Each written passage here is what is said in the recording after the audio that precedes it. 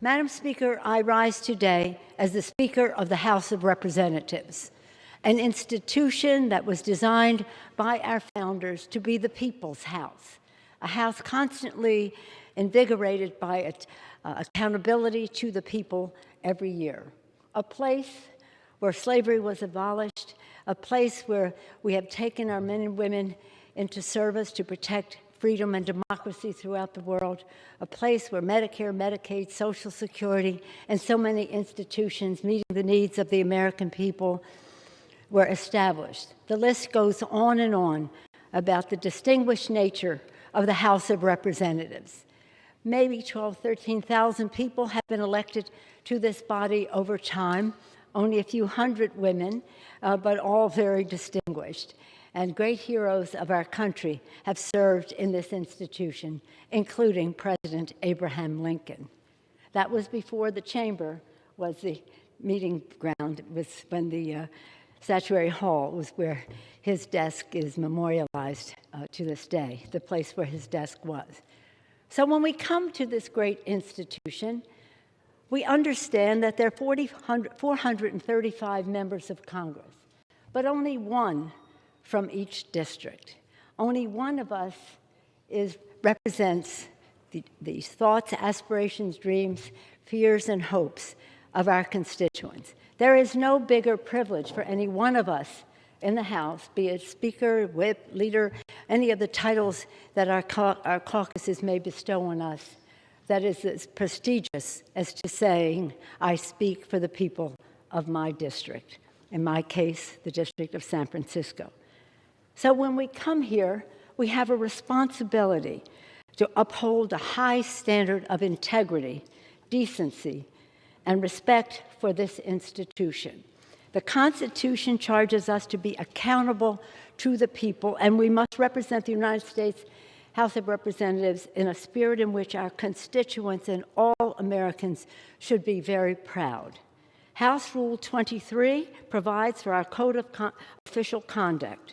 This provision of our rules requires that we, quote, shall behave at all times in a manner that shall reflect credibly on the House.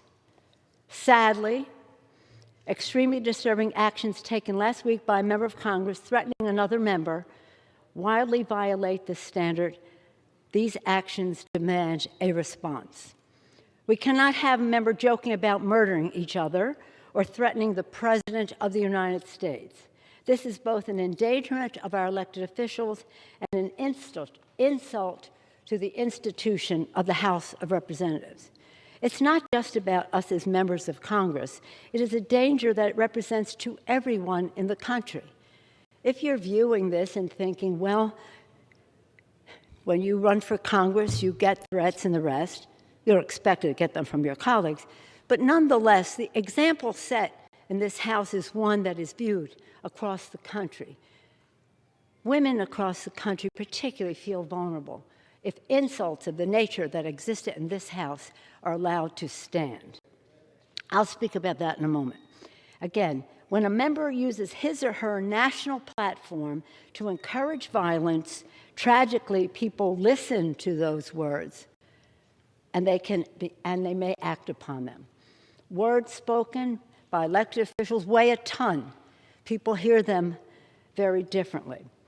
As the resolution that the committee is putting forth states, depictions of violence can foment actual violence and jeopardize the safety of elected officials, as witnessed in this chamber on January 6, 2021.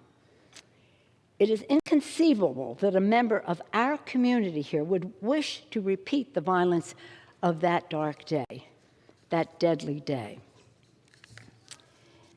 As a woman, Speaker of the House, I want to be clear. These threats specifically target a woman of color, which is part, as the resolution states, a global phenomenon meant to silence women and discourage them for seeking positions of authority and participating in public life. Again, this is about workplace harassment and violence against women. Yet, the member has never apologized for his actions. It's a cartoon, relax, he said. Really? A cartoon? Relax. And he wrote to supporters, "This hyperventilating and shrill accusations that this cartoon is dangerous are laughable or intentionally hyperbolic. I am entitled to speak to the people and to do so in a manner that is engaging," he said. Really? Is it engaging to depict killing a colleague or anyone? It's not just about members of Congress. Anyone, threatening anyone. Disguising death threats against a member of Congress and a president of the United States in an animated video does not make those death threats any less real or less serious. And indeed, conveying them this way makes them potentially more dangerous by normalizing violence. It isn't funny.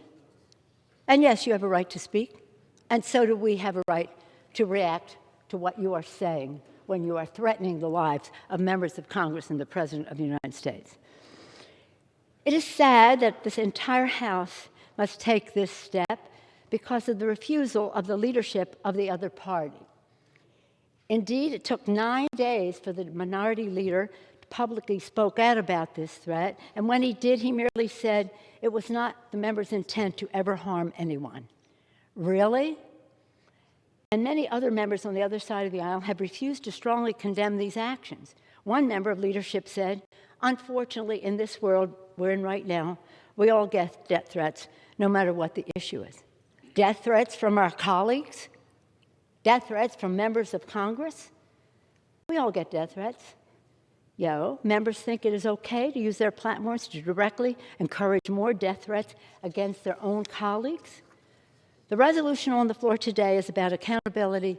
It is about integrity in this House, and it will serve as a reminder to this Congress and to this country that the House is committed to upholding the highest standards of decorum in all that we do, as is said in Rule 23. Shall behave at all times in a manner that shall reflect credibly on the House.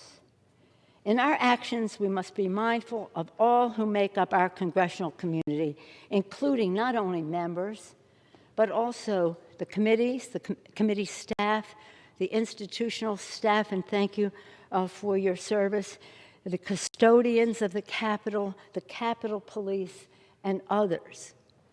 As we proceed to make progress for the people, let us be guided by our love of this institution, respect for this institution in which we serve, and again, an example that we wish to show to the world. And again, a threat against anyone is wrong, whether you're a member of Congress or not. So this is just about the example, again, that is in total violation by the action of the members. Yes, indeed, Madam Speaker, it is a sad day for the House of Representatives, but a necessary day so that we can, again, behave at all times in a manner that shall reflect credibly on the House. With that, I thank the distinguished chairman again. I thank Congresswoman Jackie Speer for her leadership in bringing this legislation forward, this resolution forward, and yield back the balance of my time.